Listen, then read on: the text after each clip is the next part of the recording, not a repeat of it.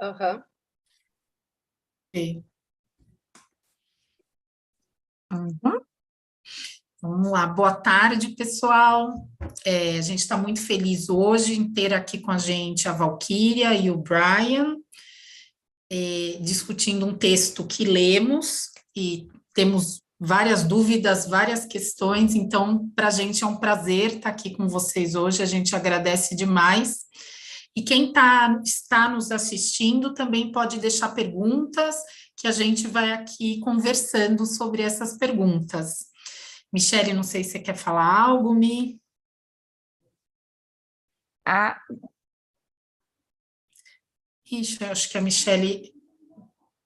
Oi, e deu um probleminha, acho que na transmissão sinal da Mi. Oi, Michele. voltei. Não, só agradecer a presença do Brian, da Valquíria, né? Um orgulho tê-los aqui conosco, discutindo e fazendo a gente pensar junto, né? Nesse conceito de ativismo, de que é ensinar para o ativismo. Então, a honra é toda nossa. Brian, thanks a lot for accepting our invitation. It's a pleasure to have you here. So, e nós queremos que vocês se sintam bem à vontade para usar o Brian e a Valquíria. Vão começar falando um pouquinho, né, com uma apresentação sobre o texto que a gente leu, e a gente quer que vocês se sintam bem confortáveis para fazer perguntas. A intenção, né, Antonieta, é que a gente discuta, né, como temos feito também com os autores e fazendo perguntas sobre o texto. Então, obrigada, pessoal, por aceitarem nosso convite. É uma honra mesmo, né, ter tanta gente legal aqui para discutir. O Kleber está aqui, Eliane Azari, a Ana Maria Welp, né, vários pesquisadores aqui também para nos ajudar a pensar. Então, obrigada, pessoal. E a ideia é a gente ter uma conversa. Então, Valquíria e Brian, we are going to ask you to introduce yourselves, so we don't have to read your CV and you can choose whatever you want us to know about you. Of course, we all know who you are, but then you can introduce yourselves the way you think it's more convenient. Thank you. Okay, should I start? Please. Sure. Or in alphabetic order? Brian. Okay. I think I first met Valkyria. It's almost been 12 years, Valkyria. 12? I think it's more than that. Right? Okay. 13. Anyway.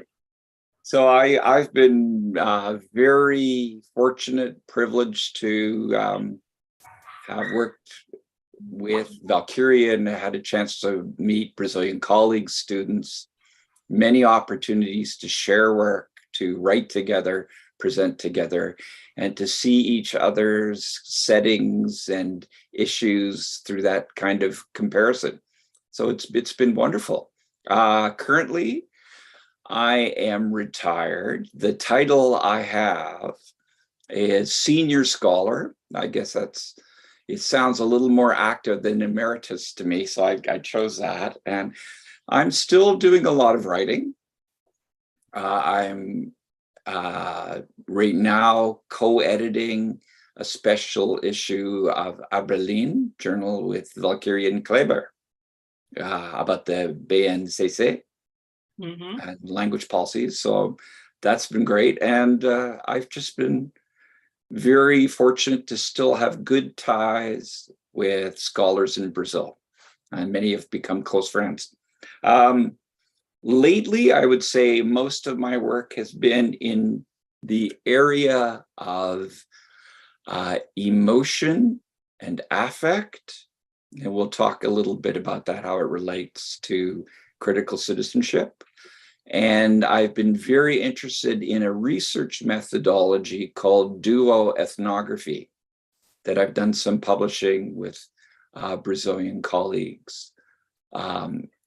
Like Huberval Maciel and Claudia Rocha in that area. And I've got a little more time. I'm still spending a lot of time. My first love, I guess, is music. So I've been very busy playing lots of music. And I recently released an album of music that was actually recorded in China, part of it. And then, so that's keeping me busy. And I'm enjoying this stage of my life, and I really appreciate getting a chance to talk to new scholars and to, so I'm thrilled when people read my work at this stage of my life. It's nice. It's nice to still be wanted or consulted, even if it's to be critiqued. It's nice. It's a nice thing. So that's it. Mm-hmm. Yeah, okay. So Valkyria, this is Valkyria. And so I met Brian, you know, I think for about 15 years, I think. It's not only 12, but probably 15 or a little more. And it seemed that we've you know, studied together always, right? So that it seems that we went to the same elementary school, just because of the kind of ideas that we exchange and our affinity, okay? So I think that I already feel familiar with some of you here, right? And yes, I'm also retired, and I'm a senior associate professor at the University of São Paulo. And that means that I'm still connected to our graduate program there, but I don't teach undergrads anymore. This is the only difference. That means that we are apparently retired, but we have to work very hard, you know, doing almost everything that we just don't teach it, don't teach the undergrads, but we publish and we participate in events and we organize events and we advise and supervise and so on, right? And I'm very glad to have the chance to discuss this text. Brian and I wrote it about 10 years ago. And it seems that the topic is still fashionable, right? And we would like it to be more popular, I think, with our colleagues, but feel glad that many people are still interested in discussing these ideas of critical education, right? So thank you for the invitation. I feel very comfortable to have colleagues interested in discussing this topic, and I feel very glad as well. So thank you.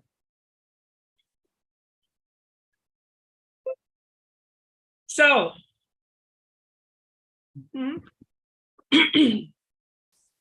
yes, Brian and I came to an agreement that we would have just a few slides just to give a brief view of that text. We know that you've read it, so that's why we selected just some important points, okay? In just to have an idea of what we are going to focus on, okay, this afternoon. So it's not afternoon anymore. This is evening already in Canada, isn't it, Brian? Still a little bit. It's close. It's an hour before you. I find it interesting that you really you have defined that evening starts at 5. You know, and here we depend on the light of the day, and then we always say that this is still afternoon because we still have light, or this is the beginning of the evening already.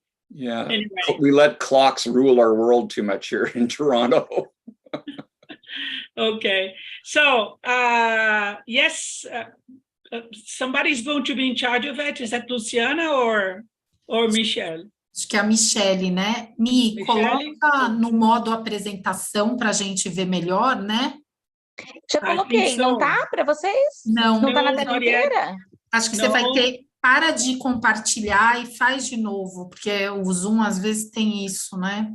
You see why? Vocês estão vendo por que eu não queria fazer a apresentação? Porque o Zoom costuma me dar uns tombos, assim, sabe? Quando nas minhas apresentações. Mi, vai ali do ladinho, ó, lá embaixo, no final da sua tela, que tem aquele símbolo do lado do menos, ó, 73% e um símbolo. Do outro lado, aqui. do lado. Aí. Esse, vai. Eu já tinha agora. Foi. Aí, agora foi. Mas já pode ok. passar para o segundo. So this is the title of our text, Between Conformity and Critique, Developing Activism and Active Citizenship, and an activism between inverted comma, right? And interrogating whether this is dangerous, they are dangerous pedagogies, right? So going on.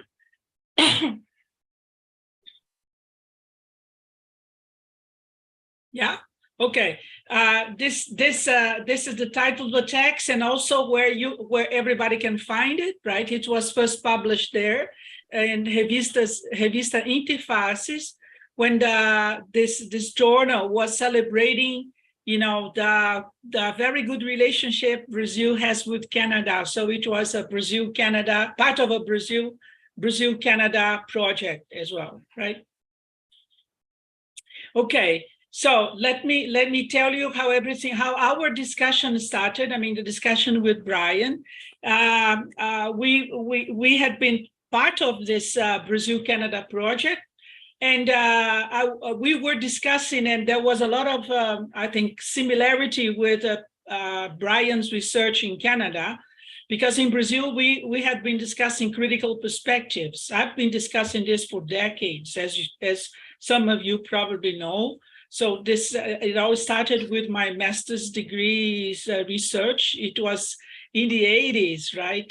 And quite a long time ago. And by that time, many people found it different and a bit weird, to be honest, but because people were not very much interested in Brazil in discussing the idea of critique, right?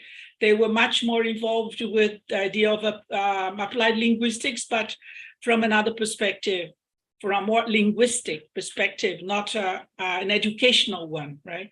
So, and then we had been discussing these issues, right, in our Brazil-Canada project. And I then told Brian about the research that I had developed with teachers of schools, right? And I had for some time 60 teachers, for sometimes, I mean 3 years, right? It was quite a good time for doing research with 60 teachers.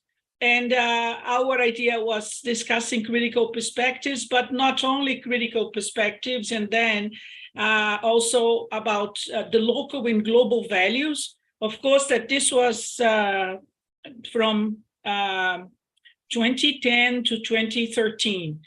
So by that time, I think that we discussed a lot about global and local values, right? And this is the reason why it was so important for them to see the critical perspectives on also this, I would say, focus, right? A specific focus. And this made us all come to study the idea then of active and engaged citizenship, right? So I give you the reference of where I also have some more information about this research with teachers, okay, from 2010 to 2013. So we, of course, this is part of the studies that we have developed in literacies.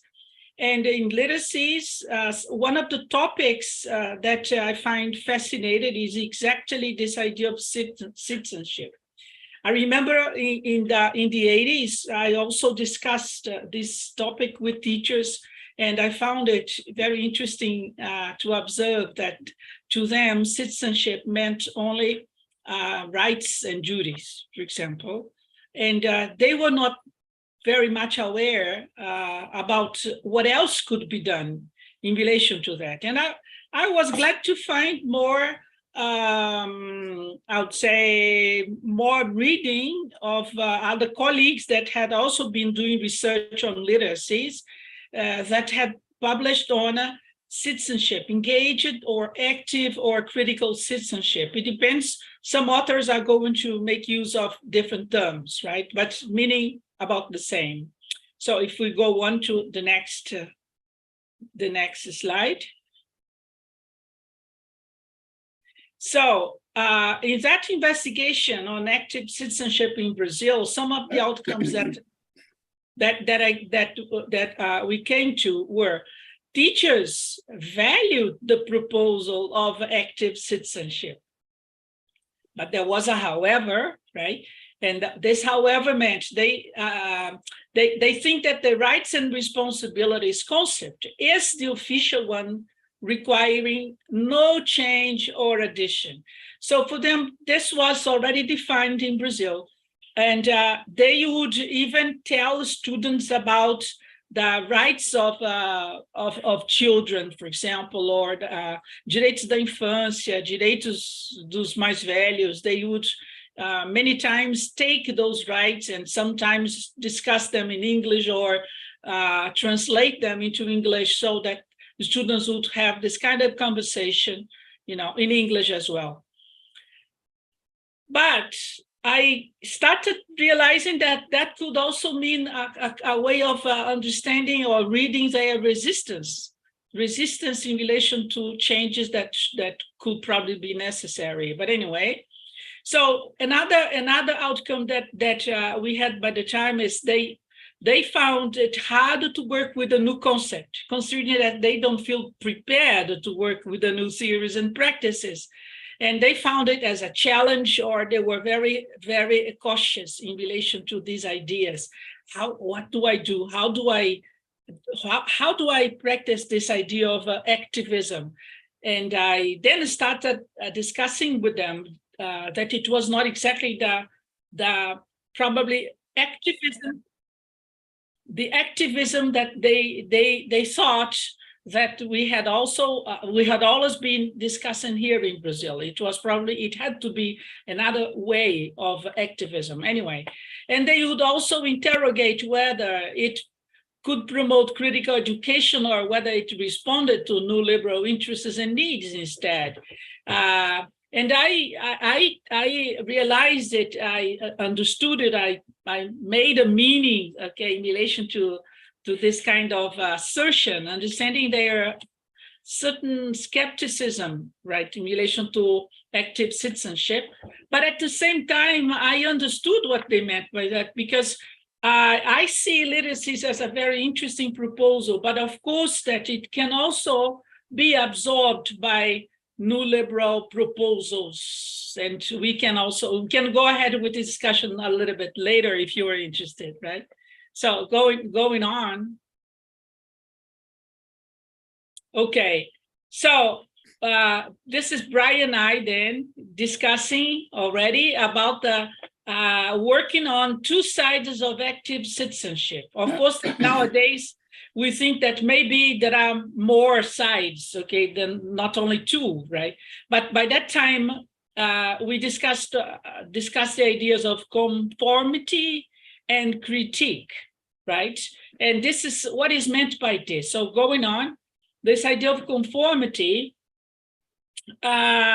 is very much so. Of course, that we did a lot of reading in relation to this kind of a critical perspective or activism or engaged citizenship, and saw the three responses given by the professors very much close to the idea of conformity, right? Because they all come to sound as standard political activities of voting, advocating for policy changes and protests, as Rado and Bowler mentioned in their book in 2014. So this was a bit similar to what we already understood as citizenship in Brazil, such as notions of membership, rights, and belonging, right? And also something that has to do with public spheres, right? What I mean by public spheres here is the idea that is very disseminated in terms of democracy based on Habermas, right? That is the one that is the fourth quotation. That is an ideal set of conditions in which every voice is welcome at the table, such as something that we would see in English books, saying that people, everyone in London, for example, would be free to speak out, right, or to speak up.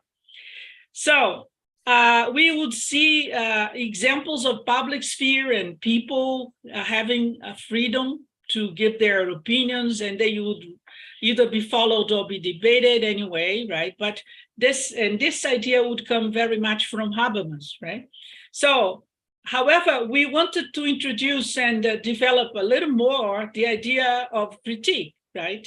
See, the next slide is going to show us that. And this is then what these authors, such as Radu and Boller, would say in relation to Habermas and contrast Habermas with Mouffe, right? That is, they both believe in public sphere, or believe that it is possible to be democratic, such as with the idea of deliberation, such as in Habermas. And Mouffe would contest it, saying, this is not so this is not so easy, okay? Because people forget the idea of power, right? That the hierarchies, the social hierarchies that we have, they ignore these hierarchies, okay, that we find in society or in groups. And it's not true that everyone has the right to express, such as in the idea of public sphere, as Habermas would defend. And so this was very much debated, and many people said, okay, critique goes a little bit further than that. So we have to understand, because many people act in a certain naive way, believing that they can express everything they want everywhere, right? However, it's not exactly like they can, but they should probably have more strategies, or they should probably study the environment, or being a little bit more critical in relation to that, right? So this is how then we came to the idea with teachers that we would not work the idea only of rights and responsibilities, or rights and duties, but we would see engaged citizenship, as in the next slide. So we would see critical or engaged citizenship as social changes that require new understandings about the relationships of institutions in the lives of people and groups, making students and teachers understand that institutions have their hierarchies. So they should understand this, the laws, I would say, or the rules of institutions, and also characteristics of institutions. Example, teachers always thought that they were hierarchically superior, right? This is about the past. This is not us nowadays, but in the past, we would see this very often. Teachers being a little bit, higher than students, right? So maybe we should have new understandings of these relationships. This is then when we started discussing vertical and horizontal hierarchies at the same time. See, because we were much more used to vertical hierarchies rather than horizontal ones. See, so noisy, it's the cats, okay? So this is then when we came to this image, okay, 3 images, Brian and I, saying that this is how teachers would feel, right? They would feel as in a tightrope, as if they were walking in a tightrope. So they had to they had been getting used to tightrope walking, right? Why this idea? Because it would resemble their insecurity in relation to what they used to believe in, or what they used to think about citizenship, and a new way of developing citizenship nowadays, right? So we are going to see 2 other images, and then Brian will go on. Okay, this is a woman in this case, right? Walking in a tightrope. And one more. And we found a lot of confluence here, Brian and I, a lot of convergence here, right, in our thoughts of how teachers would feel with the new values or with the values that had been emerging in our society, right? Okay, Brian? Well, I still remember when you brought those photographs of the equilibristas, is that what they were called? That's right. And right away, it fascinated me as a visual metaphor of teaching, because there's things blowing you one direction, you're constantly moving to find an equilibrium. So it's so interesting. So the thing, getting back to some of the things that Valkyria was saying, what got my attention about concerns teachers have is what are perhaps the best ways of engaging teachers in ways to build up their trust or willingness to explore it. My experience was to speak to theory through practices, through actual examples. And so one of the contributions to our paper is to have a theoretical component and to also have a pedagogical component. And one of the things I find about, and all teachers know this, is the uniqueness of the spaces that they work in. So when I was first interested in critical citizenship and active citizenship work, it was a space of conformity that had constraints, but also possibilities. So I started teaching in adult ESL classrooms in my first ESL teaching. And for those students, the whole idea of citizenship was linked to passing citizenship tests. And these tests, people have written about them as they kind of create a test mentality of what it means to be a citizen. The same way you would have like a grammar test, the kinds of tests students often had were memorizing famous dates, famous people, famous geographical locations. None of these tests actually allowed students to be participants in creating the meaning or the significance of what citizenship could mean for them, and how they would be participants in it. So this was a problem right off, and I was so lucky to, at a very early stage within these settings, have an opportunity to design curricula for these types of adult ESL programs. So the big challenge that I had, going back to Valkyria's earlier slide, was creating curricular documents that both conformed to what administrators wanted to see and politicians, but also created small windows, interpretive windows, where students' opinions and perspectives would be respected, and critical perspectives on the nation and the nation state and on being a citizen were allowed to be part of the exercise. So that was always a challenge to do. And so I got to work in that kind of setting until I moved into the kind of teaching I was doing when I met Valkyria was in a university setting. So I moved from working with adult ESL and people and their issues to going into a university and working in the same kind of areas of teacher education, English for academic purposes, and then in a sense taking the framework of how do you seek out those two things, the constraints of the setting and the possibilities for critical work that specific setting gives you.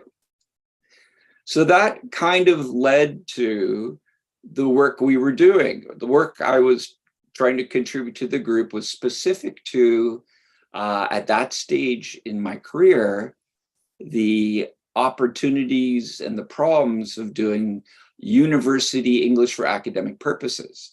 What does critical citizenship perhaps look like in a curriculum? What are the constraints? What are the expectations of the students, of the administrators, for what do they expect to be achieved? What is the space or the wiggle room or the opportunities to encourage the kinds of things Valkyrie is talking about?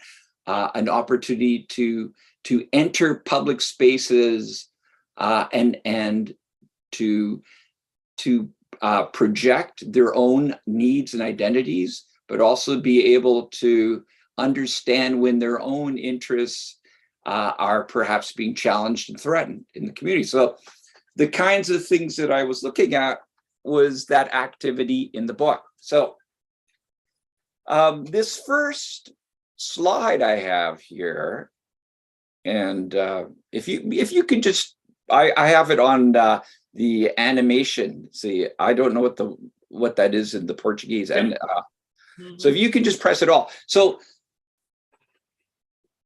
yeah, again, looking at citizenship education takes place in specific settings for different groups of students, different kinds of nation state constraints, ideologies, threats that are going on. So these are some of the issues that when we were working on our paper, you could see there was a paper by Matthew Clark and his colleagues, and Matthew and I had done some work on doing critical language teacher ed. He was talking about how curricula in Australia, you can see common parallels of the emergence or the intervention of political agendas creating constraints on doing critical work. Brazil, there's of course the Sem Partidos, there's the whole issue of governments restricting feminist decolonial curricula, and then the naming of what does it mean. This is a big issue that I've read from Brazilian colleagues, is trying to curtail or name or limit what it means to be literate. So at the core of all of our work is debates about what does it mean to know, to learn and display a language, because from that, in the settings I work in, how we conceptualize language becomes, in a sense, the framework of how we conceptualize the citizen and what opportunities there are for there. So these are really interesting and important issues of debates about what should literacy look like? What are the parameters? How do we know someone is literate? What kinds of curricula do we demand? Same thing, what does it mean to know a language? Who passes judgment? Are you being assimilated into a fixed system of meaning making? Or are you being encouraged to see yourself as a participant in the meetings that are relevant to you? So these also become issues of when you're teaching citizenship in a language program, the model of language in many ways seeps into the model of what citizenship opportunities you have. I think the most egregious, the most difficult place to be in is the United States in many ways right now. I've got here that there are culture wars in there are different parts of the United States. They are banning all sorts of books and theories that they consider a threat to how certain politicians in parts of the United States see the vision of what a national identity should be. In many parts of the United States, critical race theory is banned now. You're not allowed to teach it. Feminist theories are banned. In Florida, the governor talks about banning what he calls woke social justice curricula. So you can see these kinds of culture wars going on. So another issue that happened in Ontario is again related to when this current Conservative government came in. One of the issues that became part of a site of conflict where citizenship was being debated and struggled over was issues of at what age should children be introduced to same-sex families. And so you can see that again, these are areas that are challenging to teach. They can be, and I'll talk a little bit about the activity that was in the article. So teachers, understandably so, can feel threatened sometimes by their environment where what they teach could cost them their job. There was even in the United States, there were examples of politicians and corporate funders of universities having what they called anti-patriotic professor lists. And they would ask students to compile lists. I don't know if you had that in Brazil, Valkyria, but there were actual cases of people losing jobs because of what they taught in their classrooms. Yes. So this is where the challenge is. This is where the equilibrista should not give up. This is where we came up with the idea of the dangerous pedagogy. What are the spaces that allow us to do that? So the last point I have here too is another problem that we have, and I think it was in one of your slides, Valkyria, is we now have a generation of young people who have grown up without a common source of collective reference through media. So when I was growing up, there were 2 TV channels. That was it. Maybe a couple of radio stations. So even if you disagreed, you had common points of reference. This idea of disintermediation, you now have a world where people don't even know what they're reading.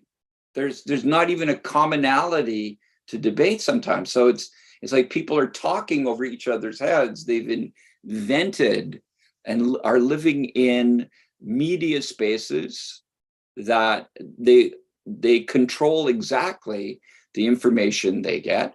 They can fashion themselves as experts and say anything without any kind of arbitration or reference to adjudication. So it's a strange world to be doing citizenship world. So you start to think about the Habermas experiment of discourse space in public. It was very Eurocentric, humanistic, but in some ways, if you don't have any kind of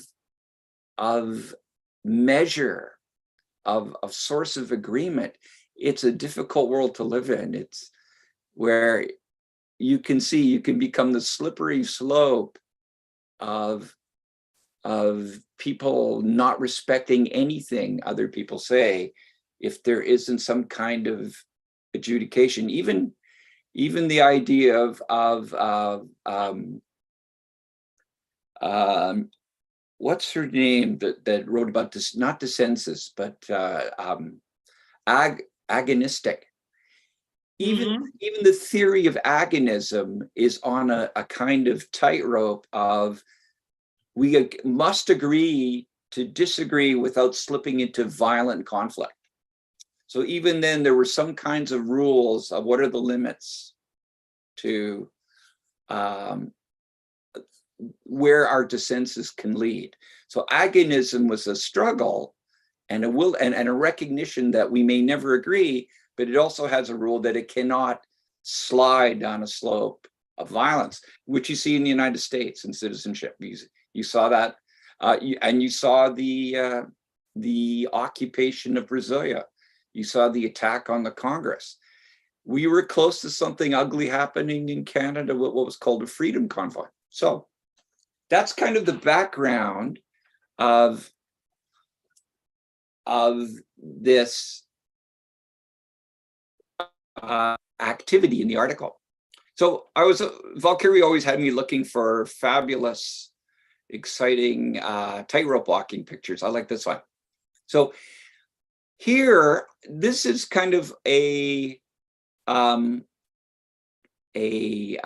prelude or a background on the Get Involved project, things about it that I think are valuable, but also things about it that are problematic.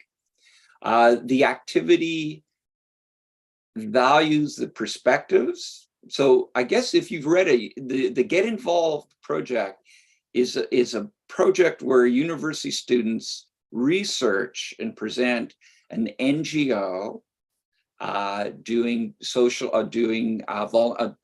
justice work or community work in Toronto. And it's based on something that's very interesting in the Toronto context. It's this idea of service learning. And what I like about service learning as something for teachers in, let's say, precarious or ideologically charged environments is that service learning has a strategic ambiguity. Conservatives love it because they see service learning as building some kind of patriotic responsibility. But also, and neoliberals love it because they see service learning as helping develop entrepreneurial skills and self-reliance. But also this kind of activity of doing this work, radicals and critical oriented people, social justice people like it because it can also, the activity can open up perspectives on the failure of social elites in particular sectors of society to deliver the kinds of programs of social welfare that's required. So what I like about this again is that in a setting where teachers might feel a little bit hesitant about doing critical citizenship work, the design of this activity can be built in a way in which there's opportunities for doing some critical work. And the appearance of it can appeal to and appease administrators and others that think that teaching needs to be more focused on the status quo, the ideological status quo. So here's some of the features that I like that are specific to a university setting. For one, university settings in Canada, especially Toronto, are rich resources of diverse experiences and perspectives on citizenship. You'll have students from, I can have a class with students from 15 different countries.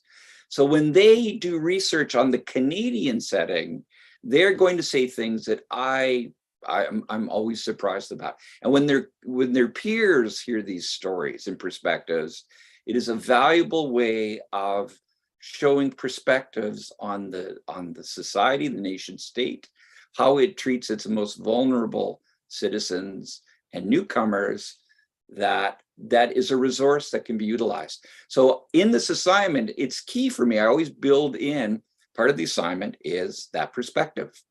Not to say what is the Canadian norm, how do you see it? How does it relate to your experience?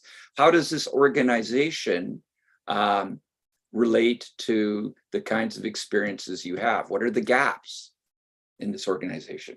So that's the first point. The second one that's interesting, many North American Canadian universities have very privileged EAP students.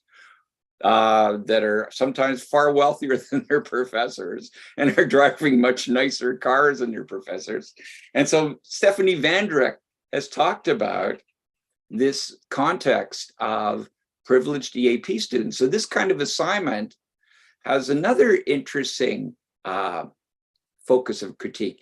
It can present perspectives on members of society that some of what Vandreck called the new global elite students, and universities chase these students because they pay very expensive fees.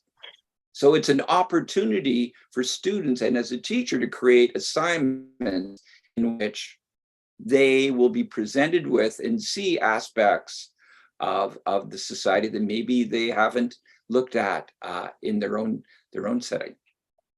Another thing I like about the assignment is it addresses what some people see as an increasing reliance, or what Dean says, a fantasy of being engaged, that getting on Facebook or TikTok or any of these social media sites and pressing like, that this becomes a surrogate or a replacement for getting out and actually doing political work. So one of the things about the activity is it does address this issue. Collectivism is that young people maybe, and I could be stand corrected because I'm not really on TikTok, but the social media is not a replacement for going out and meeting people and talking to them. The same way I found teaching on Zoom was not a replacement for being in a classroom and engaged in conversations. So that aspect. Now, volunteering and service learning has, like Valkyria said, good ideas can become appropriated, compromised. They can be taken over for agendas that often have very little to do with the initial urgency for them, or the initial intent for critical work. Every business school in the world now has critical thinking programs, and they're not critical thinking to raise poverty, to eliminate poverty, or have an equal distribution of income. It's critical thinking often to make more money and to critically analyze market opportunity. So same thing with volunteering. Volunteering is compulsory in Ontario for kids in high school. I don't know if you know that. So they have to do many hours. So for many young people, sometimes volunteering isn't done as much for to making or helping your community or helping people in need. It's become like a lifestyle thing in extracurricular programs in high schools. And as I mentioned earlier, volunteering has become part of MBAs, and it's called social entrepreneurship. So you see this kind of slippery slope where larger structural conditions, what is causing the inequalities that these NGOs are trying to address, are sometimes never examined as part of it. So this is another issue that can become part of the program, is encouraging students to look carefully at, does the organization identify the larger structural issues that make this, as part of the research, that make the existence of this organization essential. So that kind of perspective. And again, I mentioned this idea of that volunteering can become, in a sense, a way of valorizing this idea of self-reliance. So what happens, and Nancy Fraser's written about this, is that eventually people stop demanding that their governments respond to the crises that they've created. That the more, this is again the kind of balancing, the equilibrista. The more successful food banks become, the less pressure governments feel in solving or homelessness. You see this in Toronto, that these have become permanent, established parts of society. Food banks, homeless shelters, there's not enough of them. But then it allows politicians and governments, in a way, to normalize this kind of situation and to say that that it is no longer the responsibility of government to deal with that. So these are some of the issues. And again, they're kinds of issues I like to encourage in the discussions of the assignment. So let's go on. Valkyria, anything you want to add? Mm-mm. Okay, let's go on to the next slide. Okay, so here's just a picture. This is where I got this from. There was like several hundred organizations in this free magazine. These are some of the areas they worked in, and it's in our article. And it just, a light went off and said, yes, this will be a focus of an assignment for my ESL, because it's a content-based class where they're required to work on content and academic language together. And I thought, what's often neglected in my EAP courses is a special oral academic language. So the work was on oral presentations or oral academic language, comparisons with written academic language. It was really a challenge for students, and it was also multimodal, because they would also do things like PowerPoint presentations, bring in media. And I would encourage students, if they wanted to actually go and visit and talk to the people at the agencies they went to. Let's go to the next slide.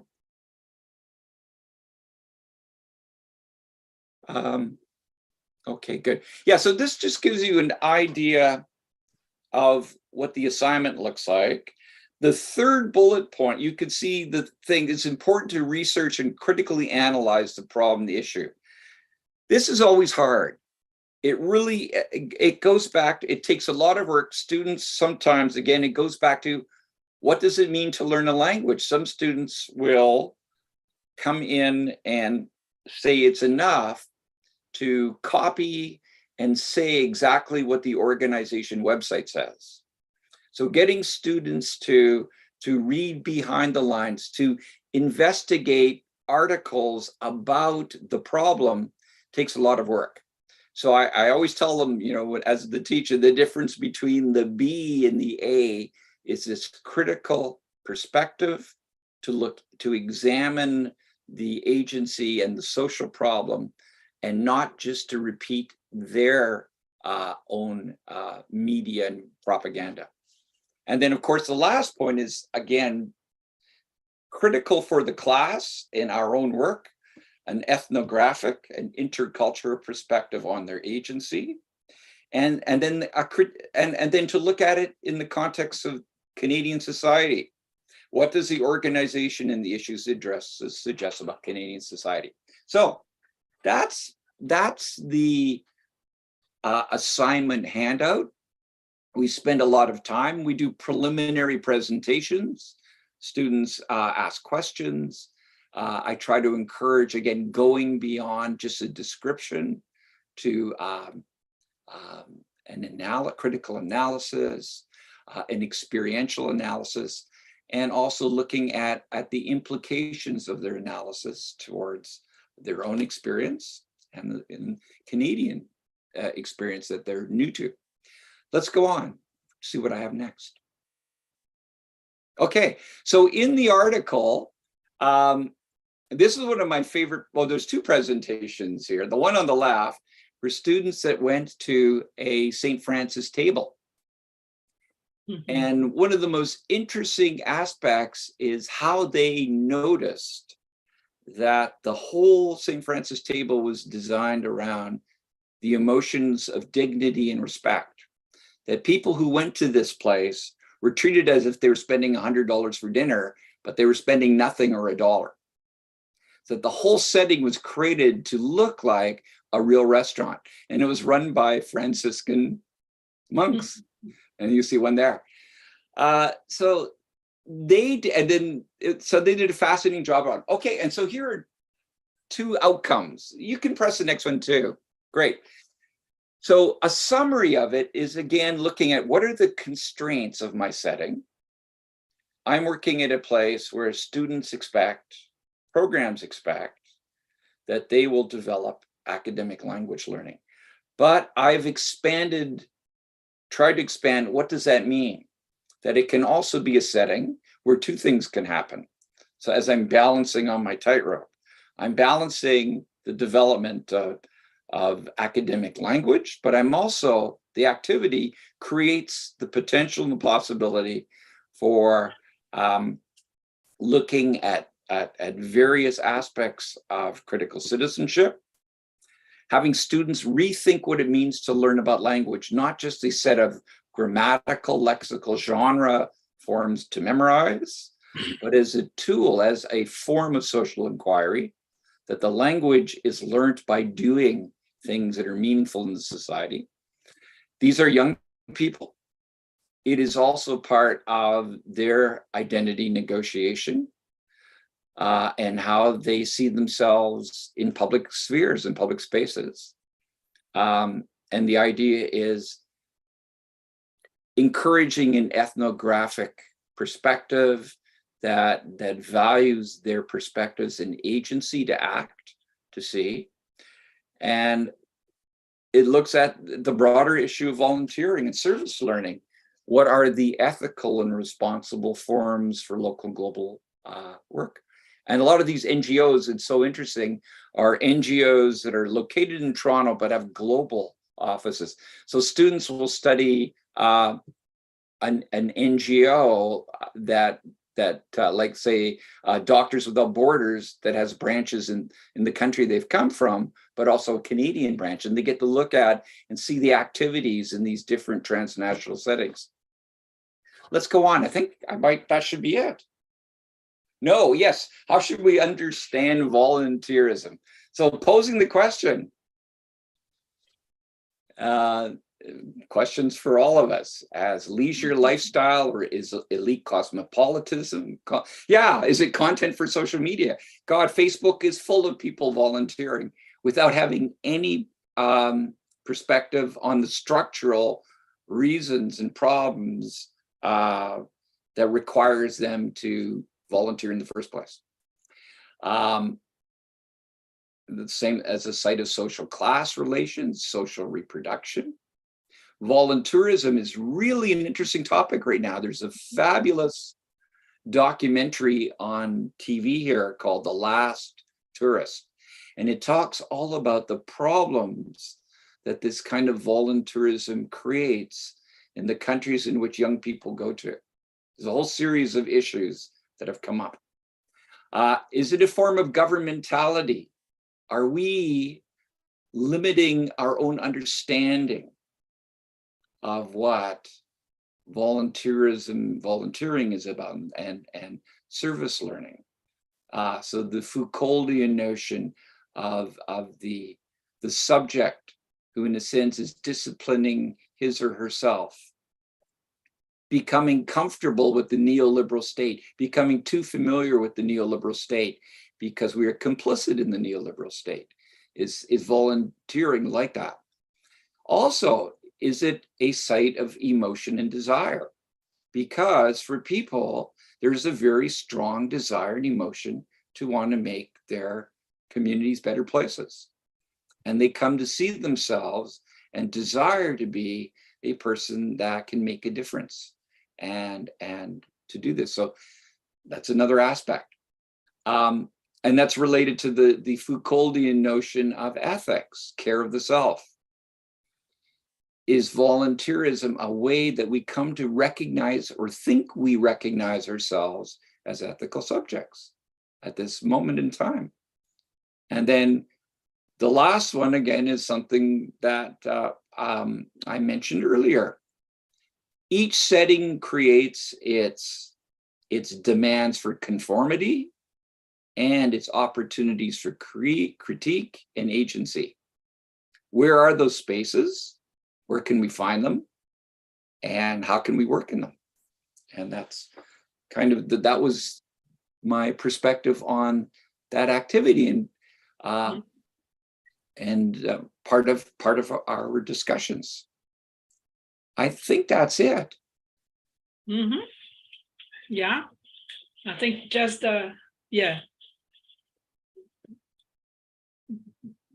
just wrapping up the slide.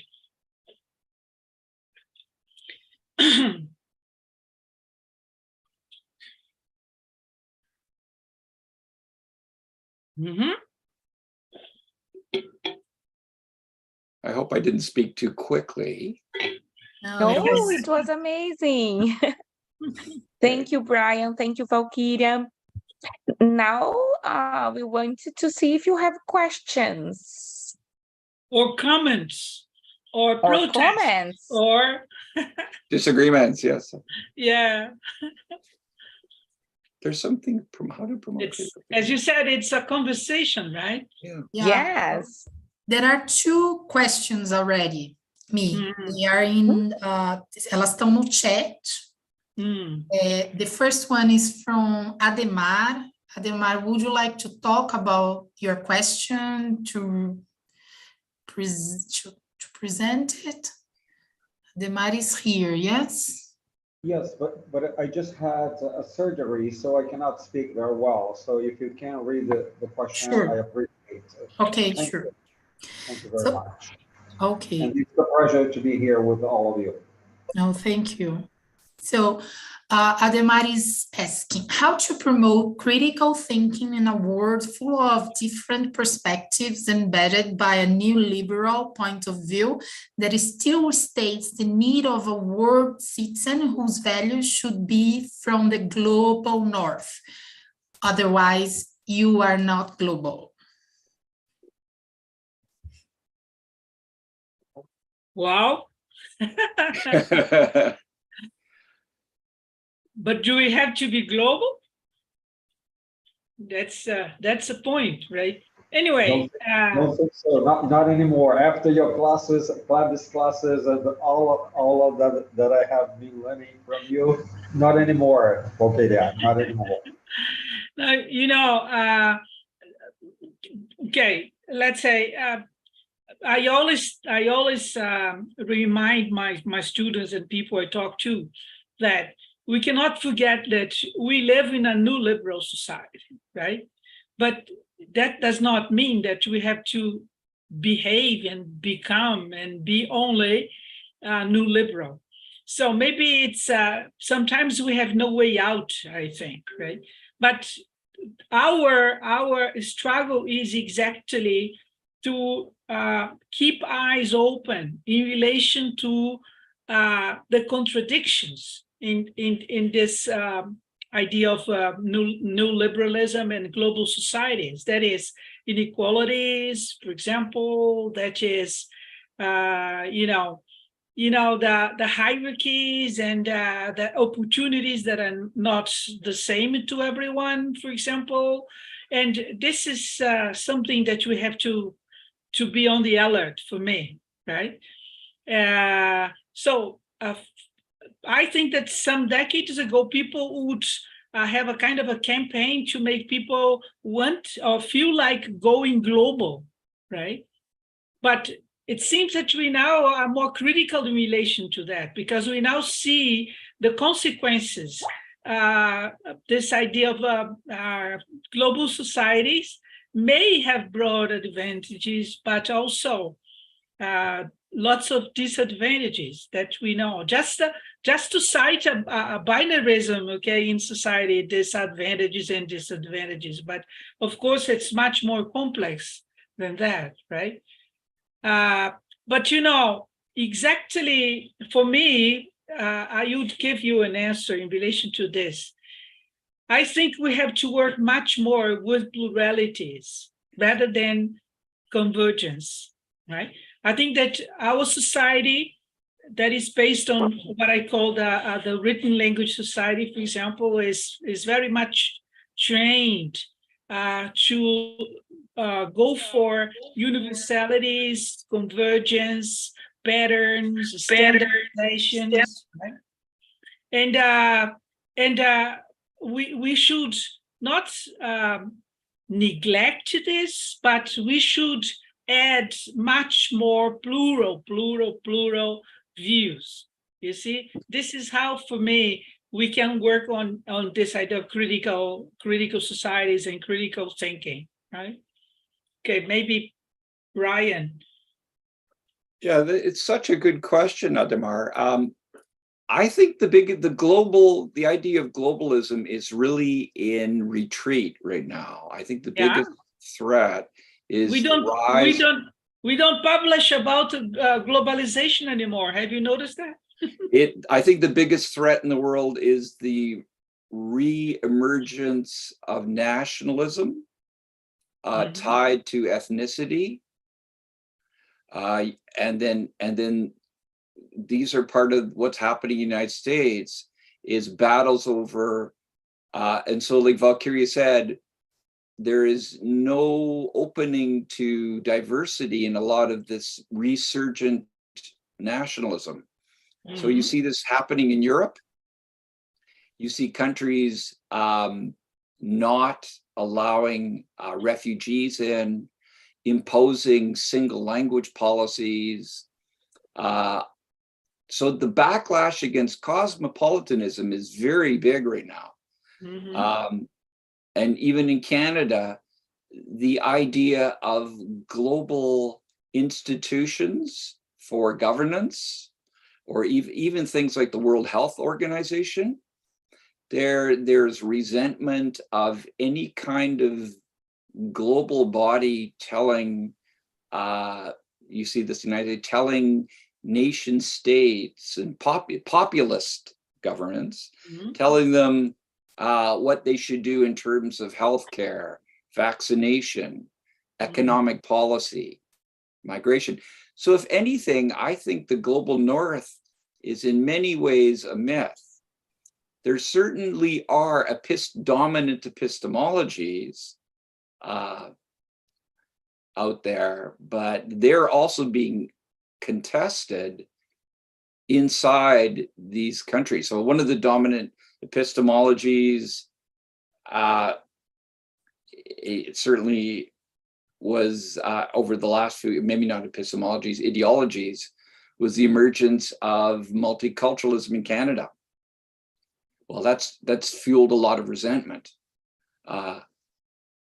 for the kind of the way in which it's framed. So anyways, I don't want to get off onto a tangent, but I think that the global north is in decline.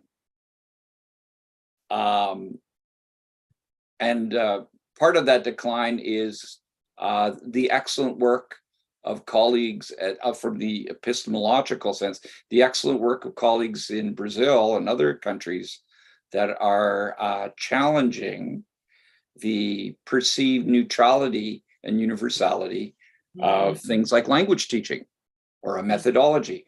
I mean, I learned that the hard way when I went to China. I was told that I had the best methods in the world and all I had to do is use them and my students would miraculously learn English. It didn't turn out that way. So right off, I started to realize, there's some issues about the politics of method here and the ownership of it and claims to universal ways of teaching and learning. So yes, so that's my response, Adamar. Good question. I don't know if you'd like us to say a little bit more about that, or? I think we could go just if you want, of course, but there are other questions. Okay. There are two other questions.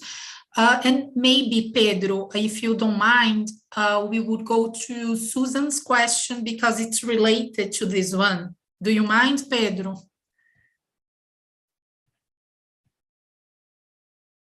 I get, it's okay. So Susan, please.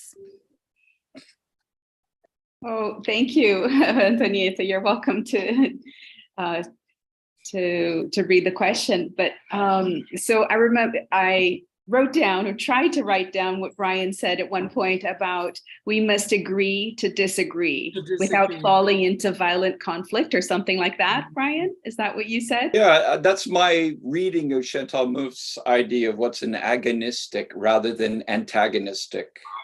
Yeah. And that is so hard, isn't it? In any corporate setting or educational setting, when we disagree, automatically we're making things difficult. And so no matter how much people value collaboration and all of that, it's like, oh, no, but it's not good to disagree. And then we live in this polarized world and everything that you have already mentioned in all of the research that you've been doing. And now finally with the reflections, so I really enjoyed, this conversation now towards the end, like, do we have to be global? Valkyria asked, do we have to be global? And it's more about pluralities rather than convergence. So what is the role of intercultural sensitivity in that sense? And, the distinctions between going global and being interculturally aware, and what do we do with that? Okay. For me, this has a lot to do with what we've been discussing in epistemology. You know, this epistemology is the way that we organize knowledge, the way that we construct knowledge, right? So I think that our society, and I'm speaking about Brazil in this case, where I've had a lot of contact with teachers, students, and so on in schools, and I think that we all have been led to look for. I'm going to make use of a term that I don't like and I like. You see, that is harmony, a harmonic society. You know, this comes very much from the influence of the view of education, the view of language, the view of society, the view of subjects. For example, subjects as people, for example, should converge into a kind of a model, or an ideal society, or an ideal student, or an ideal teacher, for example. That's why I claim for pluralities, you know, understanding that people are different, understanding that this is much more important, to understand that difference is normal. Our normal should not look for universalisms. See, that's why for me, the global north exists. The problem is nowadays we suspect that this global north has been completely constructed and made us believe that global south, for example, is different, you know, and this is the reason why we have so much contradictions, I think, in this way of thinking, right? Okay, so for me, this is very, I don't know, I would probably need much more, you know, time to go on speaking about that, but you can probably ask me something else in order to make me find my thread again.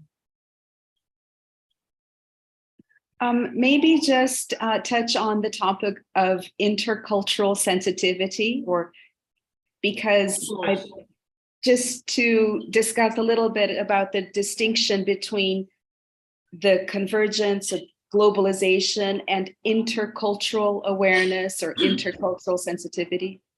Yeah, for me, this is let me connect this to something that I think that many people have been discussing nowadays, that is bilingual and multilingual education, okay? That it has to do with intercultural sensitivity for me. For example, many people adopt or select a few languages to name bilingual or a multilingual education, right? For me, this intercultural sensitivity would work much better if we thought about multilingual education, where students would start from the very beginning, right, by understanding the role of languages as a whole. And languages in this case, I mean Libras, I mean the different languages that we have in Portuguese from different regions, and for example, that students would be able to have an idea of what the quilombolas mean, for example, and what the indigenous languages mean, for example. So students would start their relationship with languages, for example, from the very beginning, by having contact with those plural languages. We shouldn't select just a few of these languages to teach kids. I don't know if I make myself clear in this sense. This is for me the intercultural sensitivity. That is for me this idea of making students see that others are different, and it is okay to be different. You see, and this hierarchy that education sometimes shows that is implicit in certain languages or in certain cultures. This is a social construction, actually, right? So do I make myself clear if I give this example for you to see this intercultural sensitivity? What do you think about absolutely. That? I don't know what the other colleagues who are watching think, but absolutely, it does make a lot of sense. Thank you. Thank you for that. Okay. Brian? Yeah, it's a real interesting question. For me, especially when I'm working with teachers in either a teacher ed course or a grad course, one of the things I've tried to do is not only to look at the epistemological dimension of diversity, but also some of the methodological ones. So we used to have, we still have a fabulous Indigenous teacher. And so part of our course was talking about how she teaches a language in ways we would just never even begin to think about it. So going back to what Valkyria said, she would have a way of approaching the learning encounter in a way that was so unexpected for myself and some of the other student teachers, that it became a valuable moment to recognize, why have I only thought about it this way? Why did I think that the limit of the language lesson was at the grammatical lexical boundary?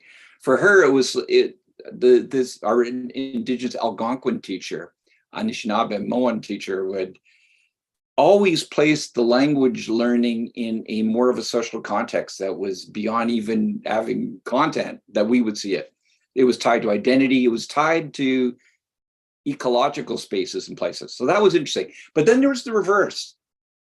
So when I taught some of my first publications, I remember I was teaching at a Chinese community center, and the first thing I learned is it was to respect methodological pluralism, and that was an outcome of the disaster of my strong communicative language attempts when I went and taught in Chongqing. And so I started to I was working with seniors mostly from Hong Kong, Taiwan, mainland China, and they loved drills. Well, if I would have told my teacher trainers that I was doing drills, they would have been horrified, or I was doing, but the students loved working with what was called bottom-up literacy practices. Instead of inferencing from paragraphs, they wanted to know. They wanted a bilingual translation of a word, and they wanted methodologically that made them comfortable as learners. And so there's an article I wrote about teaching in a community center where I talked about this whole orientation to literacy could have a space for doing critical work. But it involved things that were considered heretical in the 1990s. That would be one, using a bilingual dictionary in an advanced class. My God, you could never do that. Bilingual dictionaries are only for the lowest of the low classes. But it became a real interesting whole activity of comparing this whole aspect of it. So the point about across two of them is pluralism in our field is epistemological, ontological, and methodological. So intercultural work and its ethnographic component is allowing for students to show these alternative paths of learning, knowing, and displaying knowledge and valuing them. And then for the teacher to sit back and go, something to learn there. And so, yeah, that's kind of been my feel about it, about intercultural work. It's open to diverse ways of teaching and learning languages in the classroom, and how they're tied to how people see themselves culturally and in terms of identity. Thank you. Thank you very much. You complemented each other very well. Thank you. Well, we always have, haven't we?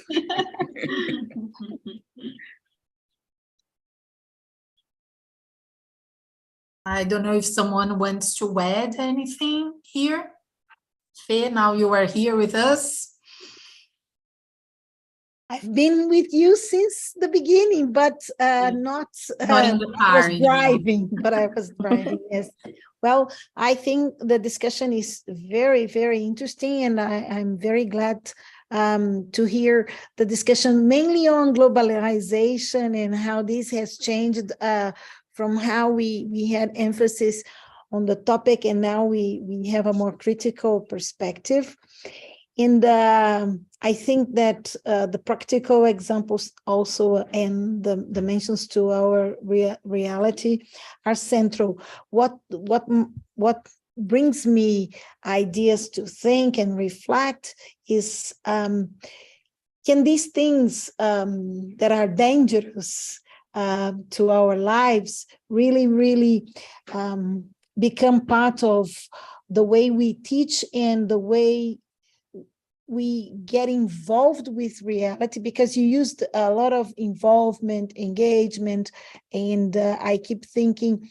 And today we had I had a defense of a student of mine who was questioning this, because what are the limits, or what are the extent of the possibilities that we have of making a difference? And I know that many of the people who teach here are not like Antonieta and me or Michele, who are involved with different contexts where the possibilities for these discussions are great, but they are part of private, very wealthy, and very elite schools. How can we actually create possibilities for these kids who, I believe, also suffer what Bader Savaya calls sofrimento ético-político, and she calls this ethical political suffering, because she says that it's not any kind of suffering. It's not the suffering of those who live in a neoliberal society, because everyone who lives in a neoliberal society has a political suffering. But the ethical political suffering has to do with being a vulnerabilized person, someone who suffers because of inequalities of the world. And how can we work with those who have a political suffering so that they can realize the importance of their fighting together with those who have ethical political suffering? This is my main concern in the moment, because we work with both wealthy kids, very poor, or people who are suffering any kind of inequality. How can we put people together not because of empathy, which I hate, but because they understand what authority is, and because they become responsible and responsive towards the others. So this is, I think that you mentioned some things, and I think that this is very essential. So yes, thank you. But I think that there was someone who was in the list before Susan, and I entered in the middle. I'm sorry. I keep saying Pedro, I think. Is it Pedro? Yeah.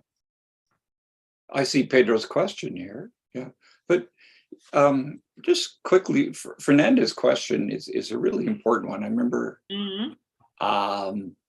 having a student in one of my courses who, one of the best students in the class, in my teacher ed pre-service course, coming up to me one day and saying, I don't think I can be a teacher. No, I don't want to be a teacher anymore.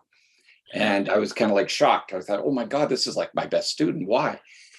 And part of it was the nature of the texts that I was giving her, that they were all so depressing that I forgot there's got to be a place for some hope. So that goes back to that Foucault idea of ethical care of the self, is that you have to find places that of joy in relationships, and there can be so much depression from the kinds of problems that you identify. So the question is finding in relationships and perhaps finding in things that are meaningful to you, again, in terms of care for yourself, are important things to do. I think it was it Freire that had the book Pedagogy of Hope. I think there's got to be places to have some hope and some joy in your life, or it's just not. There's only so many political brick walls you can bang your head against before you have to stop because it's too painful. I don't know if that's the answer you want to say, but I find it's important to find some balance in your life and in the lives of others. Actually, I think that the idea of de Savaya connecting, not hope, because that's not a word that comes from Spinoza, who is the basis for her work and the work I also do, but the common, creating something that puts people together towards some kind of better life for all, may be the source of joy that we need. I agree. Because it's what strengthens us if we find something that we can fight together for, not because we are going to achieve it, but because we will be fighting together. That's very, I think that's what Spinoza talks about as ethics. Ethics is not being good or bad, but finding what is useful for us all. So anyway. Yep. You know, I always this word plural and divergence has the words that have been very present to me. You know, understanding there are other ways of living and living well is very important. You see, many people see just one standard of life as the ideal, and this has a lot of new liberal influence, right? So when people started thinking about the indigenous ways of seeing the world, for example, or the other ways of people living, okay, in the world that also make a lot of sense. You see, I had an experience with students, and I've published already about this experience, when students had to analyze how much food different countries live per week. I don't know if you ever read this paper. One person did the research and published, and then I made an activity with my undergrad students while I was still teaching them. And it was interesting that they came to find that those that eat a lot, you know, a lot of, I would say, junk food for me, they are the ones that are wealthy, they have a better life, they are more successful, and so on.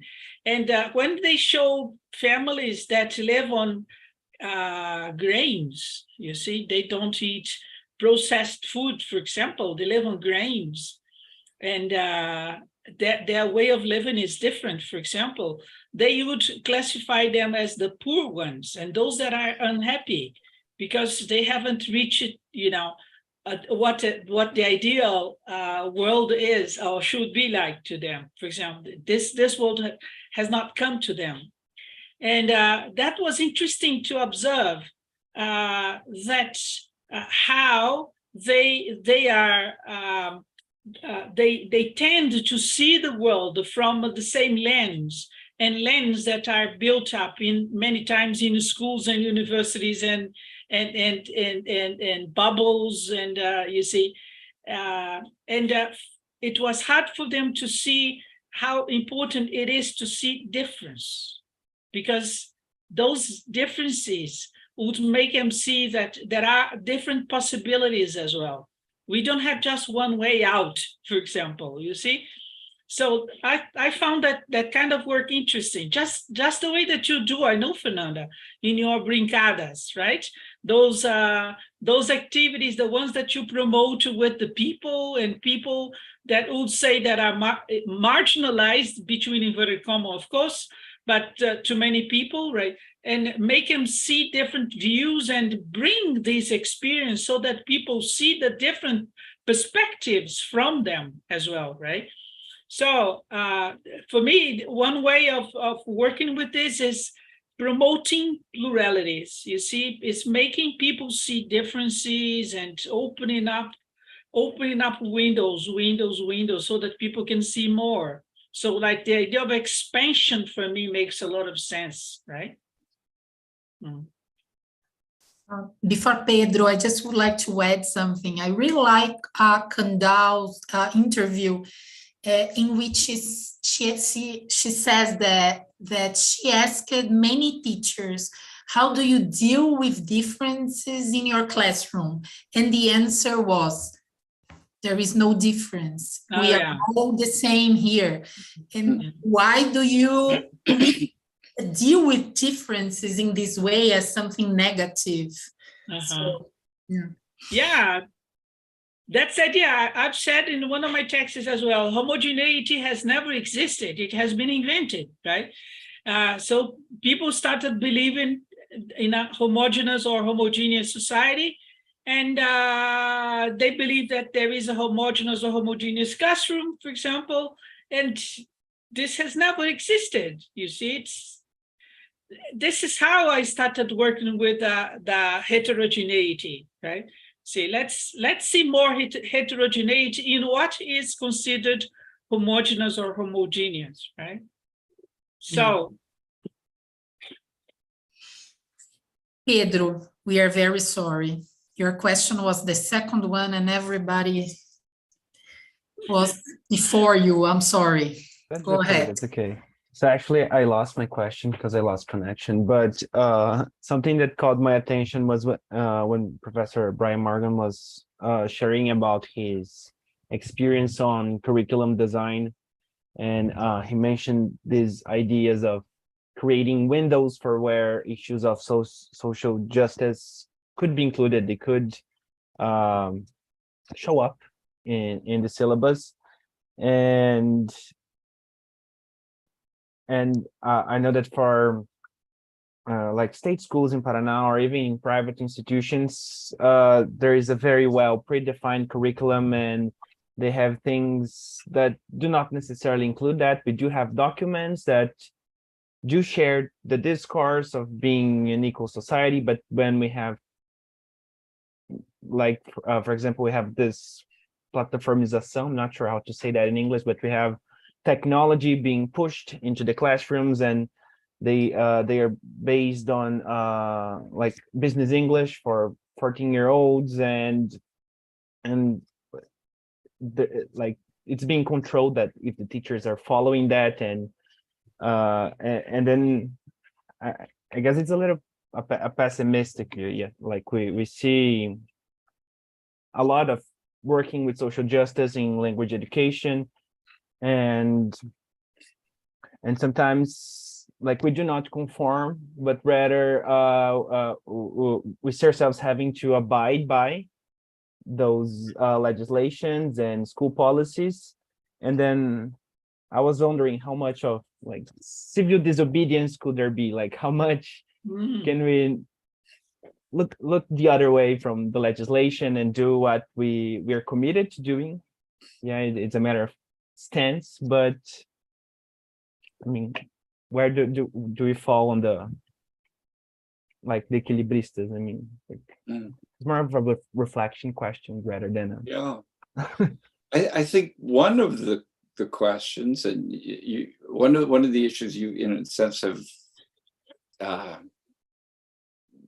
I think hinted at is how much do you as an individual, how much do you tolerate, or how much of risk taking are you comfortable with when you teach is another factor. So given your situation and what you aspire to, what you would like to see the outcome of your teaching, it's an interesting teacher ed question, is that once you give teachers this agency or this sense of possibility, then it becomes once the teacher knows that's available, or it can be interpreted in a particular setting, then it also comes down to We were talking about care of the self. What do you feel comfortable with doing, given your life situation, and who you're working with, and the nature of your students that you're working with? So that's a big factor. So basically, I don't think there's a one size answer to your question. The teacher educators, I think we have a responsibility to talk about the potential for you to do social justice work or to use your agency. But at the same time, it is really up to the teachers to also decide the limits of what they want to explore, given their context and their students and the expectations of the program. Have you tried? I mean, the question for you: have you tried some work? What if critical work that you would define in your context as being transformative or critical? I guess every now and then, yeah, like a student comes up with something and we can discuss from that, but just really insecure and like bringing new issues, like when they do not necessarily come from the students. For example, during the pandemics, I was, parents were watching, yeah, my students having classes, and I was talking about women's rights and women's erased from history, and they said I was pushing an agenda, yeah, in my classroom, and you know, tough. It's just a tough situation. That's good for you. Yeah. That's very nice. Yeah. In relation to exactly, I like your question very much. The one that you said, there is a line between active citizenship and civil disobedience, right? I find that interesting. For me, the line means awareness, right? If people are aware of what they do, because sometimes we see people just following a group, right? This is what we see in terms of sports sometimes, when there is a huge torcida, the rooters of a team, right?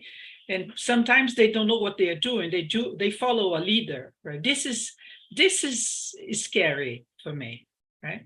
So this is not civil disobedience for me. For me, it's being aware of what you're doing. That's it has to do with agency for me. What is different from autonomy in this case? Agency, that means that I'm aware that I'm able to act, to do something in relation to something that is not good for the collective, for example, right? Yeah. Speaking too much already, right? This idea of awareness is nice. It's good, important, very Freudian, by the way.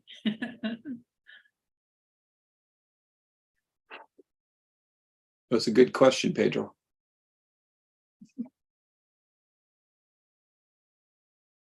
Michele? Do we have more questions? Maybe somebody would like to ask in Portuguese as well, or feel more comfortable to ask in Portuguese. No problem.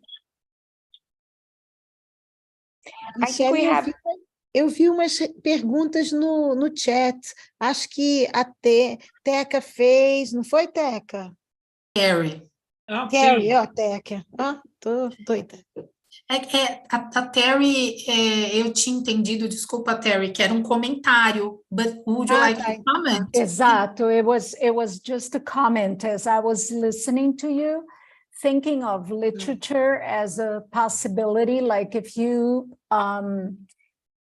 do not bring just the literary canons into the classroom, so to speak, but, you know, thinking of the voices, like I think of in São Paulo, for example, os poetas da periferia. Sure. That, you know, and like Sérgio Vaz, like he got together with different poets, and it's like bringing these voices into the classroom. And when we think of literature in English, but not necessarily from the North, or like bringing the Nigerian authors and even in Portuguese, thinking of Angola, for example. And I mean, I was just thinking about that because it was connected to what you said, Fernanda, about bringing joy also, you know. So it's a way of detaching yourself from this ethical, political suffering and bringing art, any form of art, into the discussion so you can help students think outside the box, you know, through music, lyrics, and so on and so forth. It was really a comment. It has helped me on occasion. I love that. This is beautiful, Teresa. You know, I think that this is how I started thinking of language, by making use of literature, you see? Yeah. And not necessarily, because I was not a literature teacher, so I would not make use of canonic literature. I would make use of the ones that were at the margins, right? Such as Caribbean, such as African, such as, you know, nowadays, I even have a postdoc that works with Islam, the idea of Islam, where students can create their poetry and they have a kind of a contest, right? So it's beautiful work. And this is how this idea of joy comes also to students. I love literature, but as a kind of bolsão. Do you feel familiar with the word bolsão, where we park cars, for example? Do you know? Bolsão is like a parking lot, right? Where people are allowed to park their cars while they're working, or in some institutions, for example, in some places. For me, this is how I see literature, as a big bolsão, right? A big place where we can go and park ourselves, right? And know a little more about society and have a place first to relax and to think that does not have to do with the normativity of the language, right? Right. For me, I love this idea, you know, so thank you for your comment. That brings me joy. I think you guys triggered it. Thank you. I think there's a question to Brian here in the chat from Maite. Maite, do you want to talk? Is Maite here? Yes, go just a question. I should read the question. Social media be used as a tool to develop citizenship activism. I think so. I mean, historically, the voices on social media were ones that were never communicated in mainstream media. So there was, I used to have assignments in one of my courses where students would research a social issue or topic from a variety of perspectives, and often they were perspectives that were not available in mainstream news and only available on social media. So one of the challenges was coming up with ways to assess the quality of evidence or information on those sites. I mean, that's a huge issue. But I definitely think social media is like, again, another place for the equilibrista, where you're going to have to balance what you see. There's some awful things, but there's some really interesting things. When I first met Valkyrie, I was starting to do work on culture jamming, which was really interesting. So there was a whole area of visual rhetoric that was being enabled by the technology of digital online sites. And the only reason that developed so productively is that those people in those communities were not allowed into mainstream media because they were mostly they emerged as anti-commercial, anti-advertising groups. They were anti-consumer groups protesting against an excessive amount of consumption and consumerism, and they were anti-capitalist groups. Well, they weren't going to be allowed newspapers because the main newspapers need advertising from corporations. So where did they flourish? Where did they develop their rhetorical craft? Social media. They were doing such interesting visual things that disrupted how we make meaning. And so that happened. So these kind of social media can definitely be used for critical work. It can also definitely be a site of some really awful, perverse kinds of things going on in the world. So I would say both, yes. Mm-hmm. I believe that social media is a good example of the outcomes you have in your research about this balance between what is real, yes, real information and fake news. And sometimes people believe that posting a comment and reproducing information is a way of being a citizen, and playing this role. Mm-hmm. But it's not. They are just reproducing something that comes from, we don't know where, yes? Mm-hmm. And how can you work, in school or university with the students, how to teach them, yes, to understand the differences and to use this tool in a good way? Well, I know we used to, my university, the librarians, because I used to have this kind of media literacy course, EAP course, and they would work really hard in creating guidelines for assessing the quality of information on websites. And so the interesting guidelines, I'm sure they evolved, but they were guidelines on, was it an individual? Was it an organization? Did they provide references or any kind of, so there was a whole series of questions to create awareness, this idea of awareness again, awareness of the limitation of the perspective and the claims being made by the site. So I think that's the best you can do is provide students with critical reading skills. Mm-hmm. And of course, one of the key ones is comparing it to other sources, and other sources that do have oversight, editorial oversight from peers and editors, and giving them the tools to be able to access that material, but to be critical of it and aware of the potential biases of it. That's the best you can do.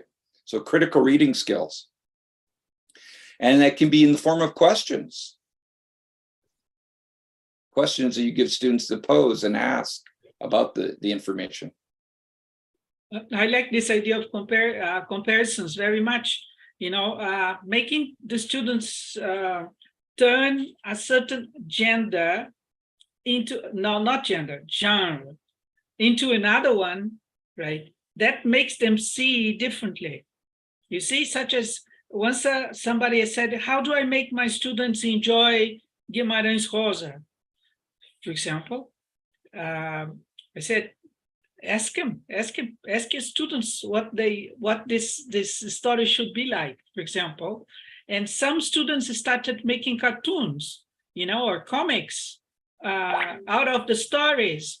And they were actually given ideas for the teachers to say, okay, we want our way of reading also respected. right? Not only what you think it is good for us, right? So it is Guimarães Rosa, yes, but this can also have it can also be transformed into other genres, such as videos. You see, the students can make also representations and lots of things, such as in social media, right? Mm-hmm. Nós temos alguma pergunta, gente, em português? A gente quer ouvir o português do Brian, que a gente não ouviu ainda. Aí, Vamos Brian. aproveitar. Alguém? Posso continuar na minha pergunta ali, só para terminar aqui? Então, vou perguntar para o Brian, falando em português, agora em bom português. Devagar, por favor. I'll speak very, Fala very devagar. slowly, yeah, word by word, as you did. Yes, you were really good to us. Brian, então, o segredo, o caminho, né, desse ativismo, né, dessa busca pelo ativismo seria o equilíbrio, né, entre esses dois conceitos que vocês encontraram na pesquisa, né, da critique e do conformismo. Seria o equilíbrio entre esses dois, ou seria um em detrimento do outro? Understand? A sua frase é mais difícil. No. So you'll have to say that in English for me. It is like the balance between conformity and critique. This would be the secret. Okay. The secret. Is there a secret? No. I think they coexist.